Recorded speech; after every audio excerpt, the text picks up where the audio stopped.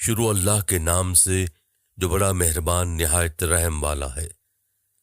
آپ سب کو حسانی Islamic studio میں خوش آمدید۔ ناظرین، سیرت النبی صلی اللہ علیہ وآلہ وسلم کے سلسلے میں شام کا سفر۔ جو ہی آپ نے پتھر پر پاؤں مارا، اس کے نیچے سے صاف اور عمدہ پانی پھوٹ نکلا۔ انہوں نے ایسا پانی پہلے کبھی نہیں پیا تھا۔ خوب سیر ہو کر پانی پیا۔ پھر انہوں نے پوچھا، بھتیجے، کیا آپ سیر ہو چکے؟ نبی کریم صلی اللہ علیہ وآلہ وسلم نے فرمایا، ہاں۔ آپ نے اسی جگہ اپنی ایڑی پھر ماری اور وہ جگہ دوبارہ ایسی خشک ہو گئی جیسے پہلے تھی۔ حضور نبی کریم صلی اللہ علیہ وآلہ وسلم چند سال اپنے دوسرے چچا زبیر بن عبد المطلب کے ساتھ بھی رہے تھے۔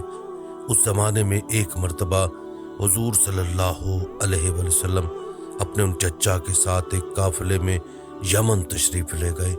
راستے میں ایک وادی سے گزر ہوا۔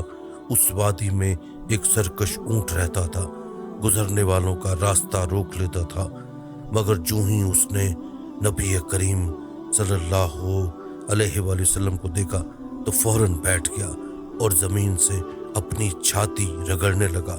آپ اپنے اونٹ سے اتر کر اس پر سوار ہو گئے۔ اب وہ اونٹ آپ کو لے کر چلا اور وادی کے پار تک لے گیا۔ اس کے بعد آپ نے اس اونٹ کو چھوڑ دیا۔ یہ قافلہ جب سفر سے واپس لوٹا تو ایک ایسی وادی سے اس کا گزر ہوا جو طوفانی پانی سے بھری ہوئی تھی۔ پانی موجیں مار رہا تھا۔ یہ دیکھ کر آپ نے قافلے والوں سے فرمایا، میرے پیچھے پیچھے آؤ۔ پھر آپ اطمینان سے وادی میں داخل ہو گئے۔ باقی لوگ بھی آپ کے پیچھے تھے۔ اللہ تعالیٰ نے اپنی قدرت سے پانی خشک کر دیا اور آپ پورے قافلے کو لیے پار ہو گئے۔ قافلہ مکہ پہنچا تو لوگوں نے یہ حیرتناک واقعات بیان کیے۔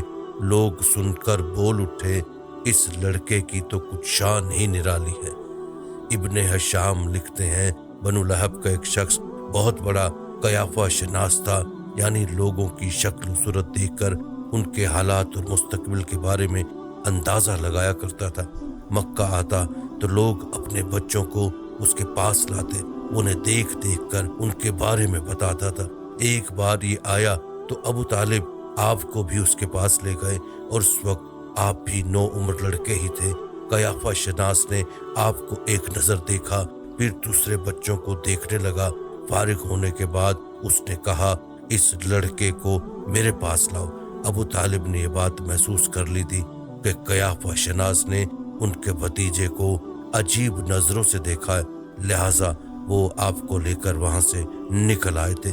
جب قیافہ شناس کو معلوم ہوا کہ آپ وہاں موجود نہیں ہیں تو وہ چیخنے لگا، تمہارا برا ہو، اس لڑکے کو میرے پاس لاؤ جسے میں نے ابھی دیکھا ہے۔ اللہ کی قسم وہ بڑی شان والا ہے۔ ابو طالب نے نکلتے اس کے الفاظ سن لیے تھے۔ ابو طالب نے تجارت کی غرض سے شام جانے کا ارادہ کیا۔ نبی کریم صلی اللہ علیہ وآلہ وسلم نے بھی ساتھ جانے کا شوق ظاہر فرمایا۔ بعض روایت میں ہے کہ آپ نے جانے کے لیے خاص طور پر فرمائش کی۔ ابو طالب نے آپ کا شوق دیکھ کر کہا، اللہ کی قسم میں اسے ساتھ ضرور لے جاؤں گا، نہ یہ کبھی مجھ سے جدا ہو سکتا ہے، نہ میں اسے کبھی اپنے سے جدا کر سکتا ہوں۔ ایک روایت میں یوں ہے کہ آپ نے ابو طالب کی اونٹنی کی لگام پکڑ لی اور فرمایا، چچا جان، آپ مجھے کس کے پاس چھوڑے جا رہے ہیں؟ میری نہ ماں ہے نہ باپ۔ اس وقت آپ کی عمر مبارک 9 سال تھی۔ آخر ابو طالب آپ کو ساتھ لے کر روانہ ہوئے، آپ کو اپنی اونٹنی پر بٹھایا۔ راستے میں عیسائیوں کی ایک عبادت گاہ کے پاس ٹھہرے۔ خانقاہ کے راہب نے نبی کریم صلی اللہ علیہ وآلہ وسلم کو دیکھا تو چونک اٹھا۔ اس نے ابو طالب سے پوچھا، یہ لڑکا تمہارا کون ہے؟ انہوں نے جواب دیا، یہ میرا بیٹا ہے۔ یہ سن کر راہب نے کہا، یہ تمہارا بیٹا نہیں ہو سکتا۔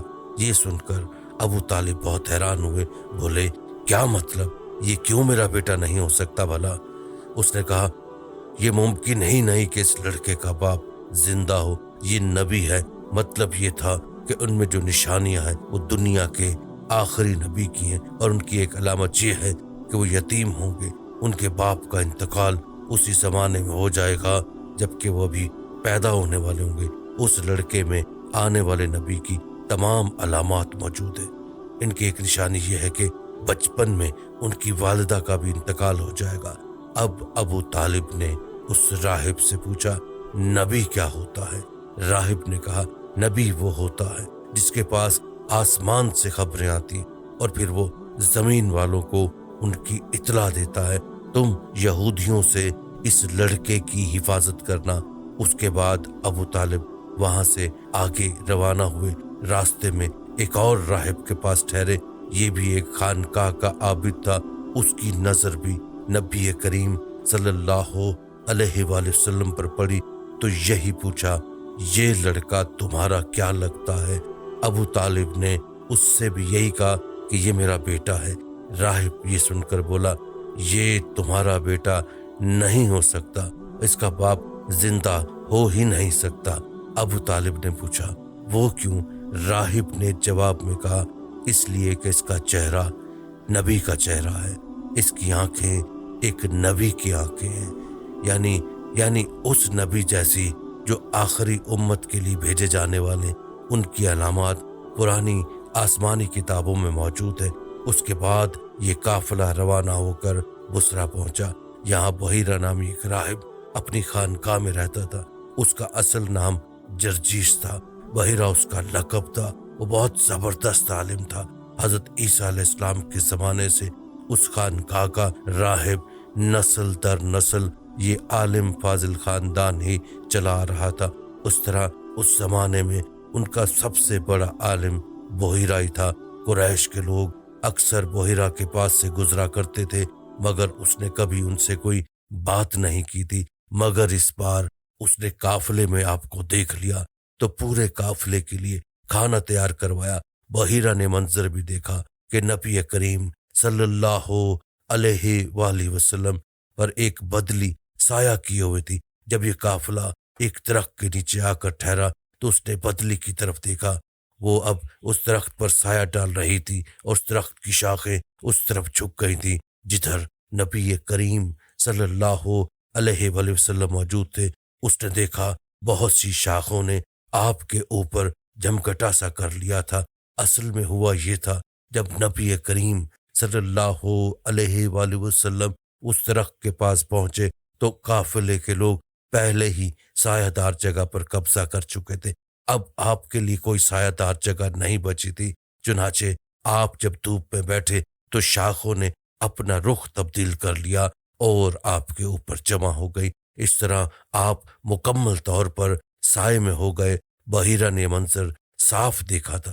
آپ کی یہ نشانی دیکھ کر اس نے قافلے والوں کو پیغام بھجوایا، اے قریشیو، میں نے آپ لوگوں کے لیے کھانا تیار کروایا ہے۔ میری خواہش ہے کہ آپ تمام لوگ کھانا کھانے آئیں، یعنی بچے، بوڑھے اور غلام سب آئیں۔ بحیرہ کا یہ پیغام سن کر قافلے میں سے ایک نے کہا، اے بحیرہ، آج تو آپ نیا کام کر رہے ہیں، ہم تو اکثر اس راستے سے گزرتے، آپ نے کبھی دعوت کا انتظام نہیں کیا، پھر آج کیا بات ہے؟